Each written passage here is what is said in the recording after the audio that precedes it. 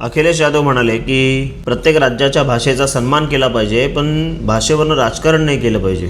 आमचं तेच म्हणणं आहे अखिलेशजी की या महाराष्ट्राची राजभाषा मराठी आहे. आमच्या भाषेचा सन्मान हा आमच्या राज्यात झाला पाहिजे. तुमच्या राज्यातनं इकडे कामधंदा करायला, पोटं भरायला येणारी लोक जर इकडे आम्हालाच आव्हान देत असतील, आमच्याच भाषेबद्दल वाईट साईड बोलत असतील आणि इथे मराठी आम्ही हम नाही बोलेंगे जो करना है कर लो अशा पद्धतीचं जर बोलत असतील, आम्ही नाही सहन करू शकत ती गोष्ट. या महाराष्ट्रामुळे त्या लोकांना तुमच्या लोकांची पोटं भरतायत, घरं चालतायत आणि इथे येऊन महाराष्ट्राच्या मातीच्या भाषेला तुम्ही तिला चॅलेंज करताय. ते तर आम्ही खपवून घेऊच शकत नाही, फटकवणारच आम्ही जर आमच्या भाषेचा अपमान केला तर. दुसरी गोष्ट अखिलेशजी, तुम्ही त्या राज्याचे मुख्यमंत्री होता, तुमचे वडील मुख्यमंत्री होते. काय केलं इतकी वर्ष तुम्ही? तुमच्या राज्यातल्या लोकांना नोकरी धंद्यासाठी जर इतर राज्यांमध्ये जावं लागतंय, हे तुमचं अपयश आहे ना. तुम्हाला शरम वाटली पाहिजे या गोष्टीची.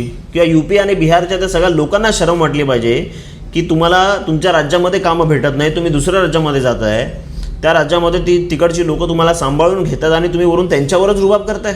इतकी वर्ष या मराठी माणसाने या यूपी बिहारच्या भैयांना सांभाळून घेतले, पण आज हे भैये मराठी भाषेच्या विरोधामध्ये संप करतायत. ह्यांना शरम पण वाटत नाही. ज्या मराठीमुळे, ज्या महाराष्ट्रामुळे ह्यांची घरं चालतायत, पोटं भरतायत, आज हे मराठीच्या विरोधात आवाज उचलतायत.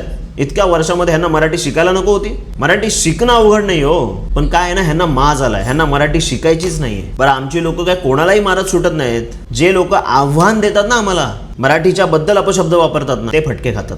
त्यांना आमचा विरोध. जे लोक प्रामाणिकपणे प्रयत्न करतात मराठी शिकण्याचा, मराठी बोलण्याचा, जे मराठी भाषेचा सन्मान करतायत, आम्ही त्यांचा सन्मान करतो. त्यांना आम्ही कधीही त्रास देत नाही. आज आमचे अनेक उत्तर भारतीय मित्र आहेत, आमच्या सोसायटीमध्ये राहतात, आजूबाजूला राहतात, त्यांनी कधी आमच्या भाषेचा अपमान नाही केला, म्हणून आम्हीही त्यांच्याबरोबर नीट राहतो. हिंदी आम्ही जर हिंदी बोलू शकतो, तर त्या लोकांना मराठी शिकायला अडचण काय, मराठी बोलायला अडचण काय? आणि एक गोष्ट क्लिअर करू इच्छितो, हिंदी ही राष्ट्रभाषा नाही.